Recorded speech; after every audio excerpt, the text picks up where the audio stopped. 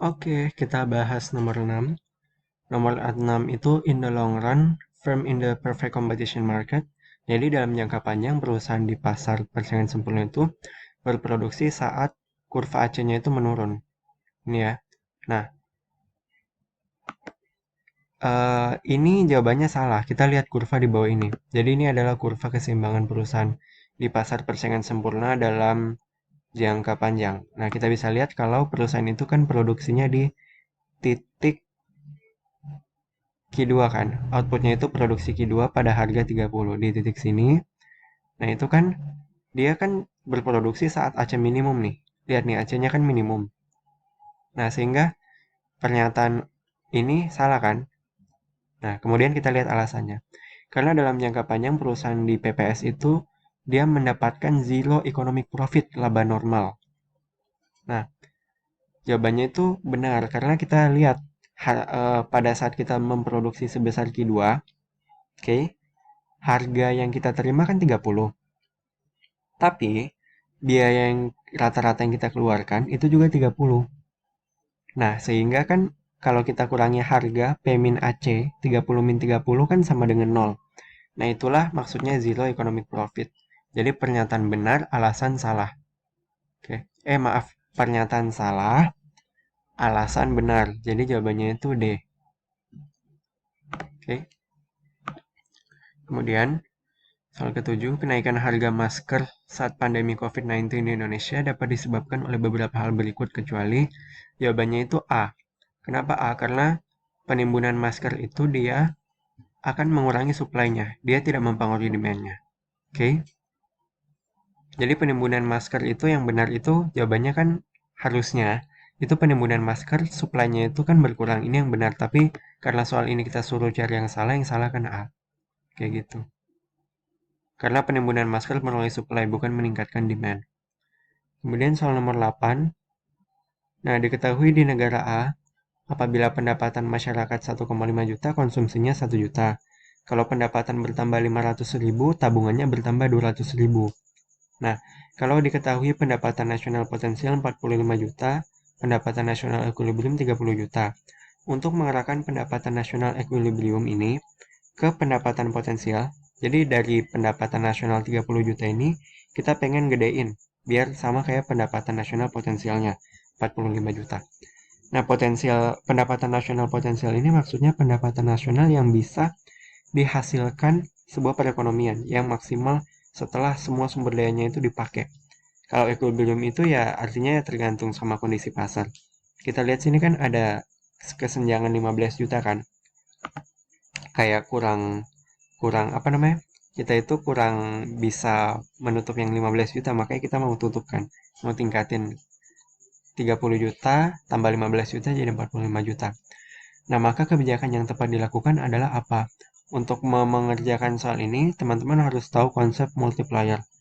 Jadi multiplier itu, kalau misalnya eh, saya ningkatin konsumsi saya sebesar 1 juta, maka pendapatan nasional saya itu akan bertambah lebih dari 1 juta karena adanya multiplier tadi. Nah, multiplier itu dia rumusnya adalah 1/MPS. Nah, untuk cari multiplier kan kita perlu cari MPS-nya. MPS itu marginal propensity to save. Nah, MPS itu kan rumusnya delta S per delta Y. Ini kan berarti delta S-nya 200.000, delta Y-nya 500.000. Jadi jawabannya itu 200.000 per 500.000 sama dengan 0,4. Itu delta S-nya. Nah, multipliernya kan 1 per MPS sama dengan 2,5. Kemudian, kita pengen terjadi peningkatan pendapatan nasional sebesar 15 juta kan. Nah, ini delta Y-nya kita pengen 15 juta. Sehingga multiplier dikalikan sama penambahan agregat demand itu harus sama dengan 15 karena kita pengen tingkatin jadi 15 juta. Nah, kita masukin multipliernya berarti kan 2,5 dikali AD itu kan sama dengan 15. 2,5 ini multipliernya. Nah, delta AD maksudnya pertambahan stimulasi yang harus kita lakukan itu 6 juta. Nah, kita cari di optionnya yang mana yang kalau ditambah itu hasilnya 6 juta. Yang C, D, sama E jelas salah ya. Yang membingungkan itu antara A dan B. Kenapa kita tidak pilih A? Karena multiplier itu Kenapa kita tidak pilih A? Karena multiplier pajak itu sama dengan min MPC per MPS. Nah, sehingga kalau misalnya kita hitung dulu ya, multiplier pajaknya kan berarti karena MPS-nya 0,4, oke, berarti kan MPC-nya itu 1 dikurang MPS kan. Berarti MPC-nya itu adalah 0,6. 0,6 kita bagi dengan 0,4 sama dengan minus 1,5. Nah, artinya kalau misalnya pajak dinaikin, nah maka pendapatan nasional kita berkurang. Kayak gitu ya.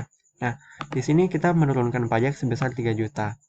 Nah, berarti kalau misalnya pajaknya diturunin, pendapatan nasional dari penurunan pajak ini dia akan bertambah sebesar minus min 1,5 dikali 3 kan. Kak, kenapa jawabannya minus min 1,5? Karena kan kita turunin pajaknya. Jadi, ini yang min 1,5 kita minuskan gitu. Sebagai tanda kalau pajaknya menurun.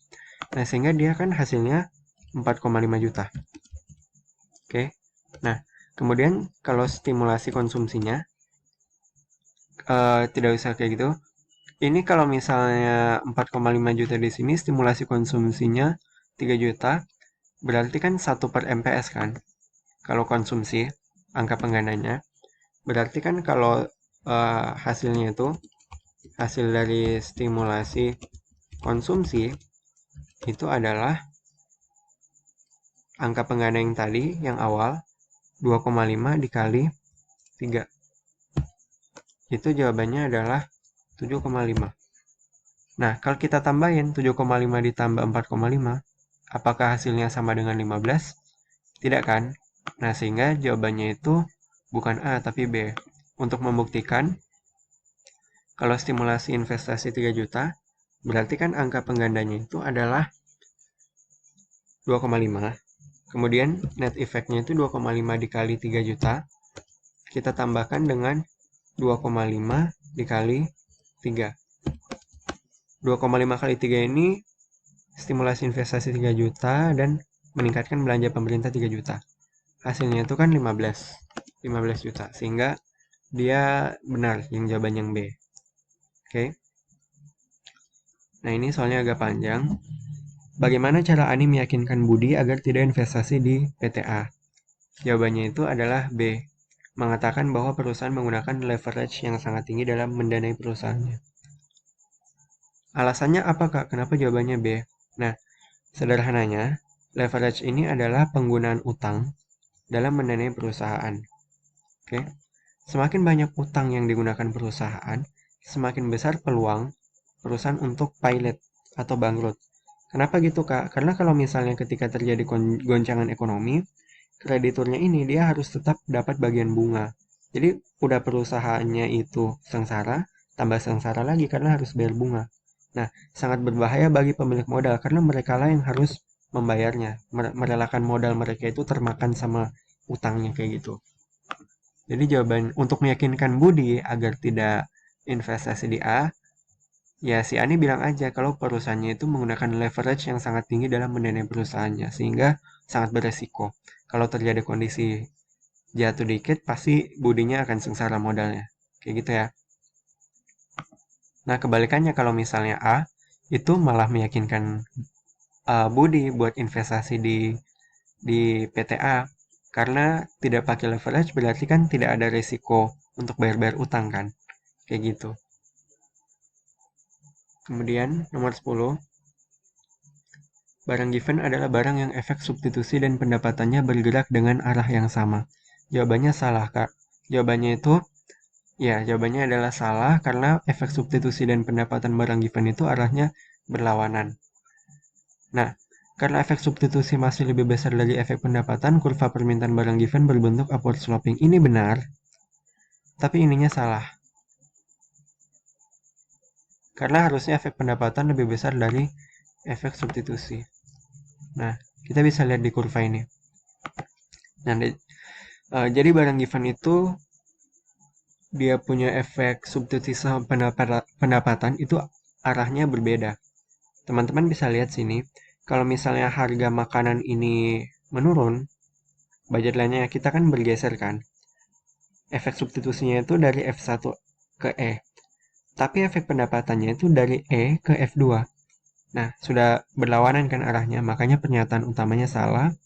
Terus, pernyataan yang kedua juga salah, yang alasan efek substitusi masih lebih besar dari efek pendapatan. Salah, karena efek substitusinya kurang dari efek pendapatan. Bisa teman-teman lihat kan efek substitusinya itu cuma F1E, tapi efek pendapatannya itu EF2, which is lebih tinggi dari F1E. Makanya salah-salah jawabannya E. Kemudian nomor 11, kenaikan pajak akan membawa hasil akhir kenaikan pendapatan nasional. Jawabannya salah, yang ini. Karena pajak itu kan dia akan mengurangi disposable income yang bisa dipakai konsumsi, sehingga akan kalau pajak naik konsumsi kita akan turun. Kalau konsumsi turun berarti pendapatan nasional turun. Nah, ini salah.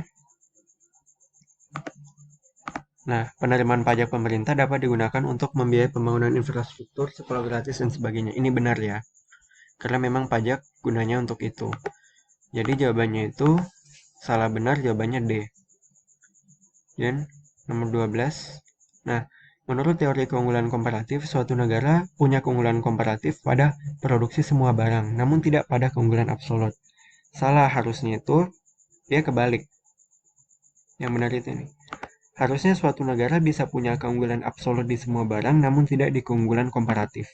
Jadi teman-teman hafalin benar-benar, ingat benar-benar kalau keunggulan absolut itu suatu negara bisa punya dua jenis barang, apel dan jeruk, bisa absolut dua-dua, produksinya lebih gede dari negara lain.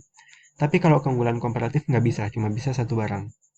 Nah terus, uh, ini negara akan berspesialisasi pada produk yang opportunity cost-nya lebih rendah dari barang lain. Benar. Karena yaitu lebih untung produksinya. Salah benar, jawabannya adalah D.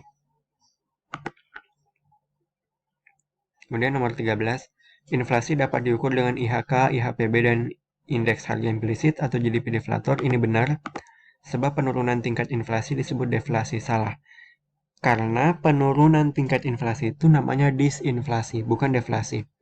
Kalau deflasi itu penurunan tingkat harga, jadi harganya negatif. Kalau penurunan tingkat inflasi, harganya itu masih positif, tapi ya tingkat inflasinya berkurang gitu. Kan nggak deflasi kan? Deflasi itu kan inflasi yang negatif. Benar, salah, jawabannya C. Kemudian, nah kalau misalnya barang itu punya elastisitas permintaan 5 dan 1% pajak dikenakan kepada barang itu, apa yang terjadi dengan kuantitas permintaan? Nah, kita harus ingat dulu, kalau rumus PED itu adalah persentase delta Q dibagi dengan persentase delta P. Nah, masukin aja ke rumusnya 5 sama dengan persentase delta Q dibagi 1%.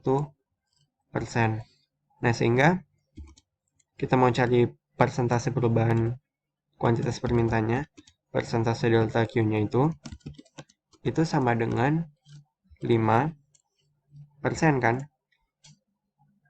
Artinya apa? Artinya kalau misalnya barang punya elastisitas permintaan 5, terus harga pajaknya itu dikenakan 1% terhadap barang tersebut, maka kuantitas permintaannya akan berkurang 5%.